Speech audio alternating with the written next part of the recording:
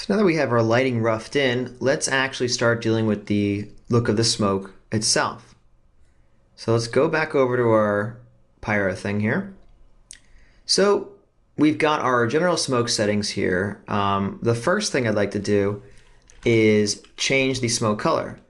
The smoke color, it starts at 0.2, 0.2, 0.2. I mean, we definitely don't want to do turquoise, so let's get these all being 0.05. Basically, I just made this significantly darker. I want the smoke to be dark because this is a sooty black smoke that's coming out of our burning fuel. Now, later on in this lesson, we're going to do compositing stuff where we're going to control the individual elements. We're going to control the color of the smoke, we're going to control the color of the fire, we're going to control the color of the scattering even, and how much there is, the brightness of it and everything. So why do this now? Well, because in many cases, the smoke will actually coexist with fire in the same location. And so the smoke being dark will help color our actual fire being dark and having interesting patterns there too. Will it make a huge difference? No, but it's good to have it looking as close to your final result as possible in the render. It's just good practice so you don't overly rely on trying to fix everything later in Compland. Cool. So now it is pretty dark though. I feel like we've lost some of the contrast of our scenes here. So now that everything's darker, I'm actually going to bring up the sunlight. This is a perfect example of why it's nice to have the interactive view. So look at that. Immediately, we don't have to wait for a whole render to come through. Bam. We got it brighter up here, and it's still pretty dark down here. Starting to look nice. So something else I notice immediately by looking at this, though, is that it's pretty soft. And that's not just because it hasn't finished, completely rendering here yet. You can see the progress bar on the top here. For the sake of scale and how big this explosion is, this stuff would be pretty dense, probably. So right here, and I can just change this, and it's not changing the geometry, it's just changing how the voxels are evaluated by the ray tracer. As you see, as I keep bumping this up by a scale of 2, it gets denser and denser, the shadows are getting darker, and we're actually able to see more of all the little details on here, which is really nice. This is pretty good for now. Actually, maybe I'll go one more to 8. Obviously we can change this later, especially once the fire comes in, but this is looking pretty good. This just gives a better sense of scale. From a distance, an explosion would seem, you wouldn't see the wispiness as much. You're mostly just going to see the dense areas. And again, we're also seeing more little details, both things giving a sense of the size of how large this thing is.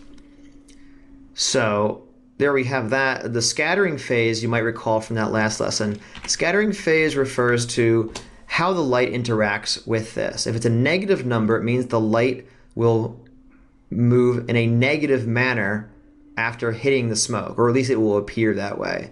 So a negative manner would mean the way it came. So if the arrow is pointing down this way, boom, negative will go back. What does that mean? Why is that important? Well, if it's reflecting back, that means it's reflecting off of something. Now, we don't usually think of smoke as being reflective, but in fact, smoke is made up of many small reflective particles suspended in the air. It could be small rocks, dust, in our case, soot, the way charcoal is solid and would reflect light. What would not reflect light? Well, steam would not reflect light. Steam would reflect some light, but it also transmit a lot of light through it because that steam is made up of water droplets, which are transparent. So going higher on the scattering phase here will send more light through it, and it'll not have as much contrast, which is the main takeaway, is how much less contrast there is now. As we go towards the extreme, remember, always try playing with extreme numbers to really get a sense of what's happening. The light's going straight through. Basically, nothing is reflecting back at us anymore. Whereas if we went the exact opposite way, and everything is getting reflected back at us, now it's actually acting like a mirror. Notice that the environment light is going from blue, I'm pointing out here in the 3D viewer, blue to yellow. And here it's going from yellow to blue. it's kind of acting almost like a lens. The rays are coming out and then reflecting the opposite way. So the point is, this clearly isn't what we want either.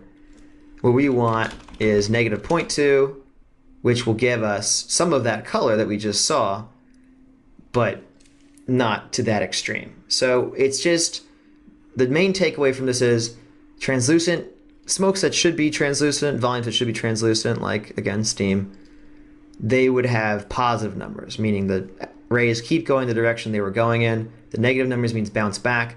It will help with contrast and picking up more details, which is something that you would want for a pyroclastic style simulation here.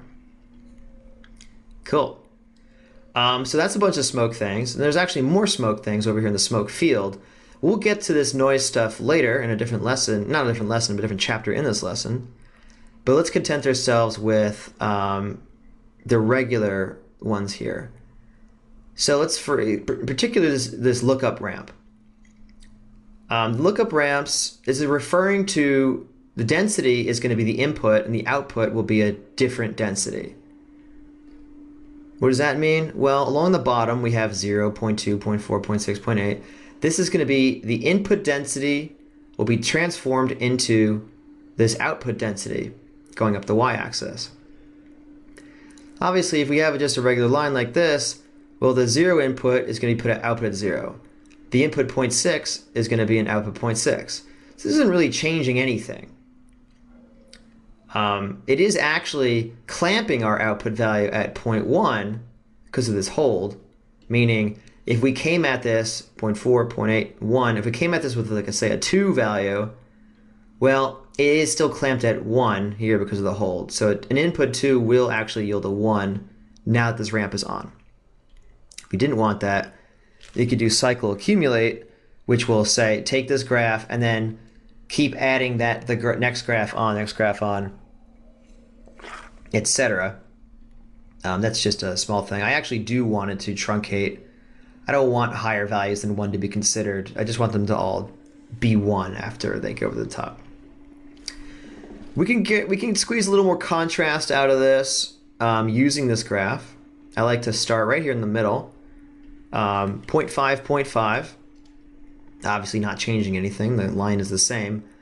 But from here, we can kind of like maybe pull these down like that. So we got this ramp in where low values will actually be artificially made even lower, and high values will be artificially made even higher. And that is the essence of contrast. You can tweak all this however you want.